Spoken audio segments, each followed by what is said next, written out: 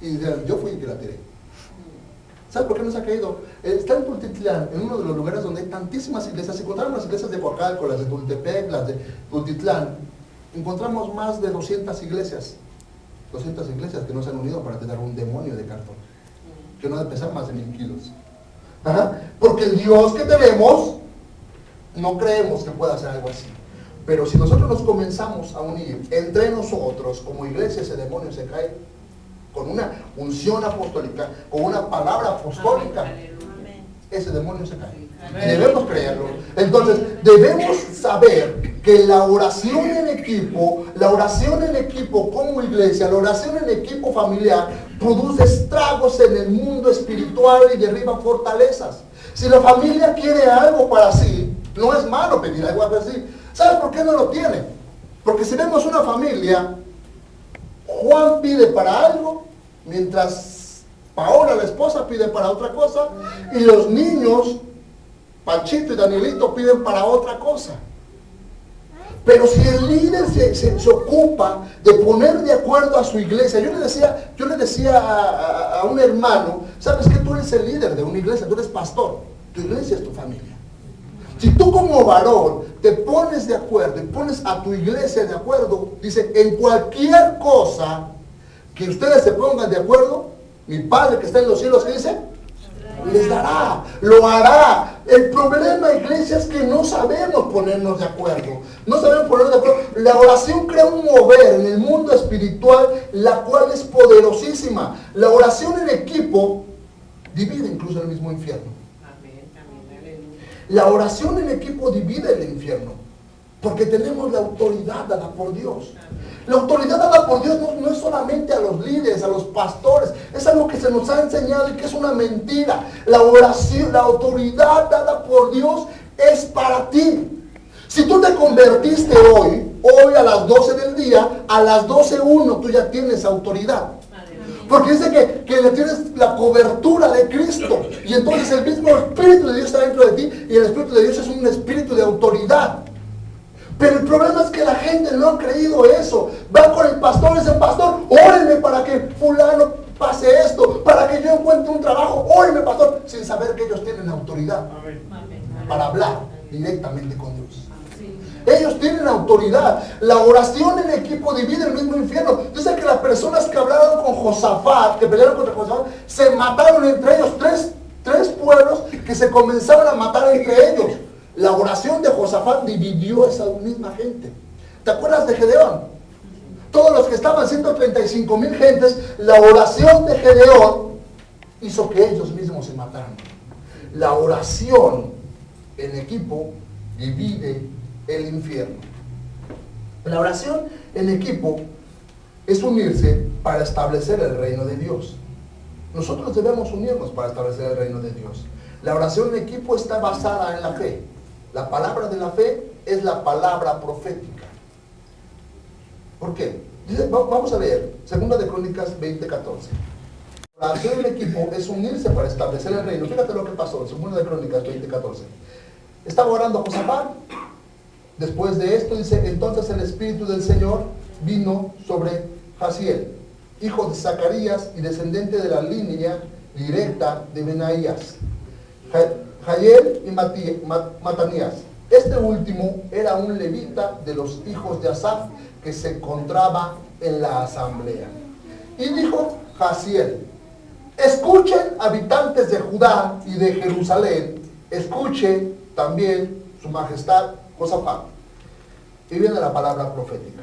Dice el Señor, no tengan miedo ni se acobarden cuando vean ese gran ejército, porque la batalla no es de ustedes, sino mía. Mañana cuando ellos suban por la cuesta de Cis, ustedes saldrán contra ellos y los encontrarán junto al arroyo frente al desierto de Jeruel. Pero ustedes no tendrán que intervenir en esta batalla. Simplemente quédense quietos en sus puestos para que vean la salvación que el Señor les hará. Habitantes de Judá y de Jerusalén, no tengan miedo ni se acobarden. Salgan mañana contra ellos, porque yo, el Señor, estaré con ustedes. Amén.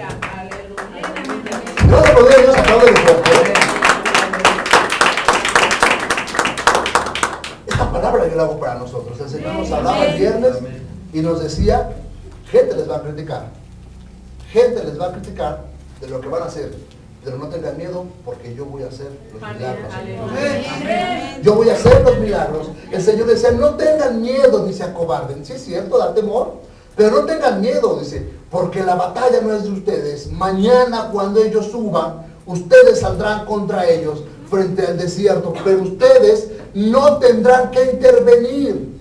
Gedeón no intervino. Solamente tocó la trompeta y la batalla se ganó. Josafat no intervino, solamente oró y convocó una oración múltiple, creyó a la palabra profética y ganó.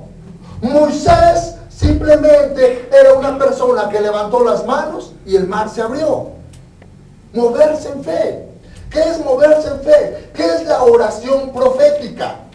¿Qué es la oración profética? Después de recibir la palabra profética, dice la Biblia, después de recibir la palabra que Dios les dio, adoraron.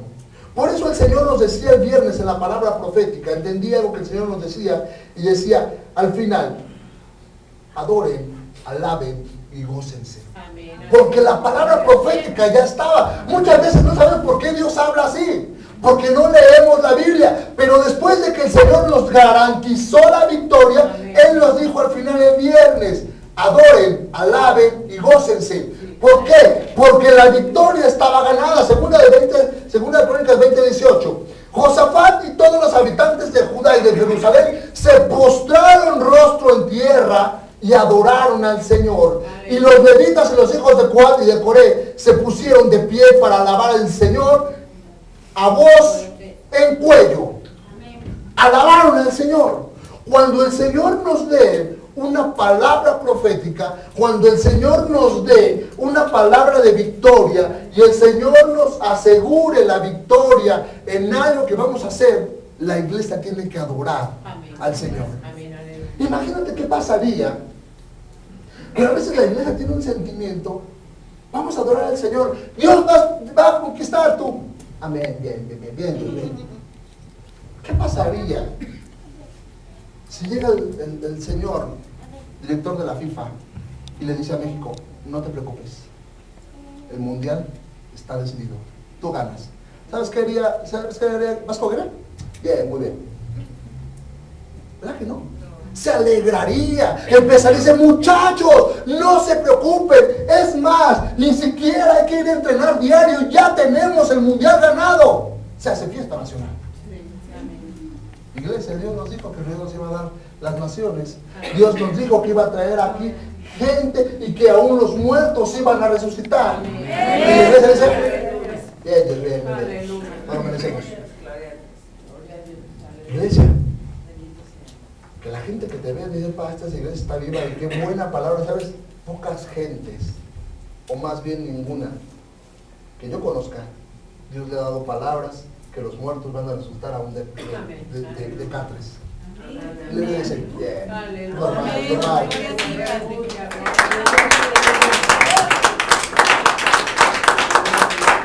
Pero una cosa, iglesia, aprende a gozarte, porque si no aprendemos a ser reventados o gozarnos en Dios. ¿Sabes tú por qué Dios abrió el mar? ¿Por qué le había prometido? Porque Moisés estaba de pie y dijo, levanta las manos, Moisés. No sé, se abrió. O le Pepe, ¿no? ¿Cómo levantaría las manos, Moisés? Y brincó, ¿no? Y se despertó y dice, ya vienen. Levanta las manos, y yo le decía. Amén, Dios nunca arriba. Toca la trompeta, Gedeón. Jamás me dio. Dice que la gente alabó. ¿Cómo es la gente? ¿Cómo es la Biblia aquí?